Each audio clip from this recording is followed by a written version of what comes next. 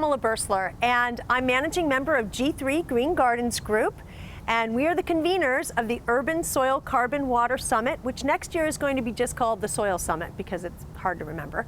But it's all important stuff, and we're really excited to be here at the Natural History Museum in this amazing garden with all of you, learning about how we can use soil to solve a lot of our environmental problems.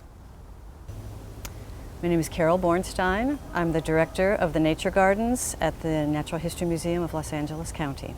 I oversee the ongoing development and care of the relatively new nature gardens, 3.5 acres here that were recently developed and open to the public. I like to tell people that I oversee the living parts of the museum. The museum's mission is to inspire wonder, discovery, and responsibility for our natural and cultural worlds.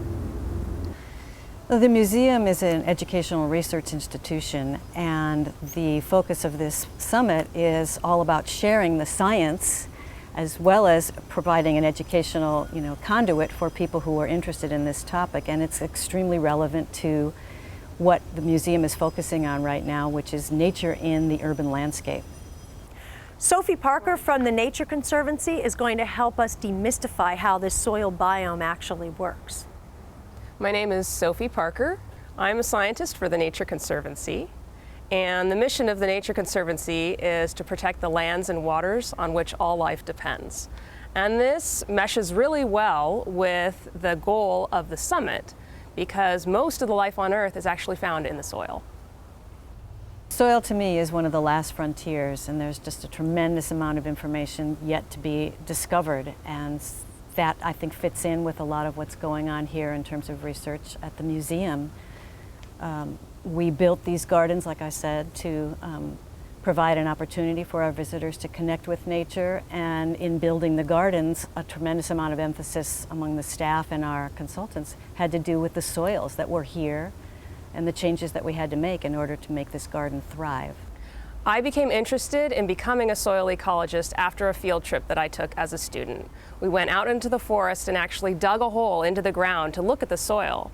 And what was interesting was that on the surface, the soil looked very uniform. It was all one color, all brown. But as we dug down, we found that the soil was multicolored, like layers in a cake. There was actually even a white layer.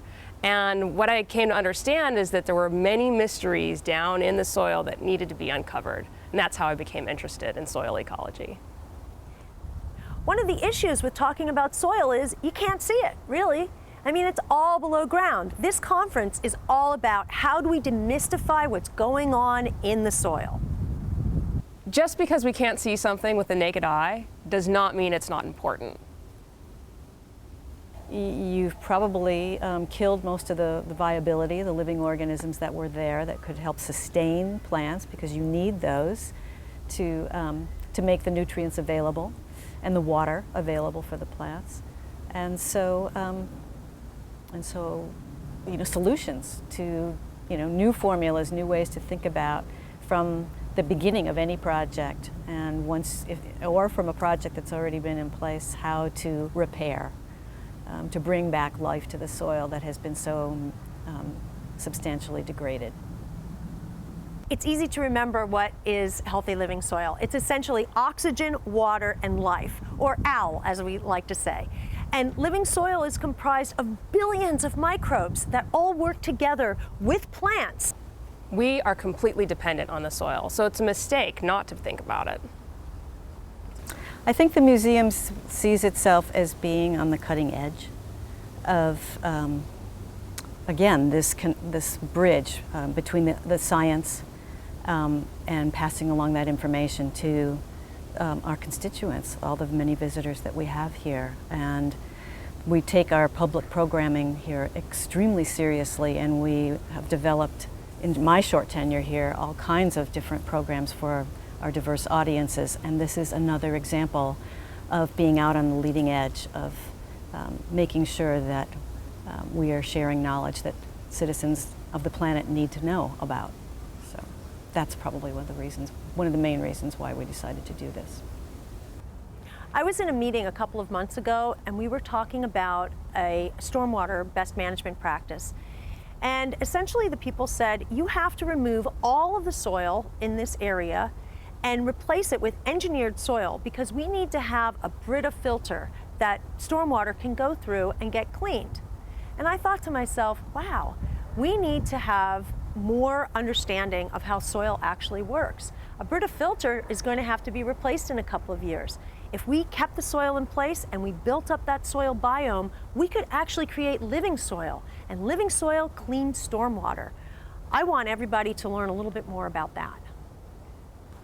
What we're going to be discussing at the Soil Summit is extremely important for people who are interested in water quality. This is because soils are very important for filtering water as it moves down through the soil. It's like a sponge or a natural filter that helps take water that has all kinds of chemicals or pollutants and actually filters those components out. So what you get out of the bottom that flows into the streams and into the ocean is clean, fresh water. Mr. Protozoa is going to be there. Actually, someone sent me an email the other day and they said, wow, what an amazing lineup of speakers. I'm excited to hear Mr. Protozoa. I thought that was funny. I'm excited to hear from others who are going to be speaking at this conference because there'll be leaders there from nonprofits and from agencies who are doing things to help maintain the integrity of soil. And this is really exciting to me because I'm excited to learn about what these other entities are doing.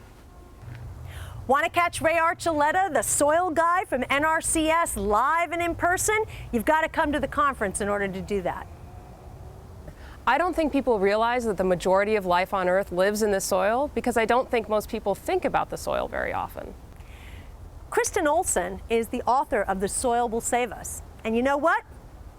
She's right.